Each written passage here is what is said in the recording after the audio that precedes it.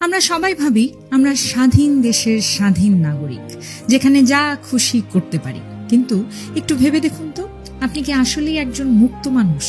সত্যিটা হলো, আমরা সমাজ, লোকলজ্জা আর সোশ্যাল মিডিয়ার এক অদৃশ্য শিকলে বন্দী হয়ে আছি।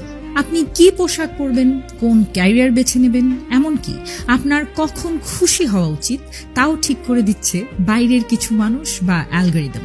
আপনি প্রতিদিন অন্যের তৈরি করা সফলতার মাপকাঠিতে নিজেকে মেলাতে গিয়ে নিজের আসল সত্তাকে হারিয়ে ফেলছেন। এই যে সবার চোখে পারফেক্ট হওয়ার অন্তহীন তাড়না, এটা স্বাধীনতা নয়, এটা এক ধরনের আধুনিক দাসত্ব।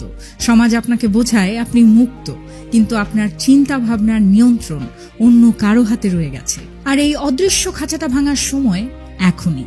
এখন আপনি বলুন, আপনার নিজের জীবন কি আপনি আসলেই নিজের শর্তে চালাতে পারছেন? কমেন্টে হ্যাঁ অথবা না লিখে জানাতে পারেন। আমি পিঙ্কি ছেত্রী।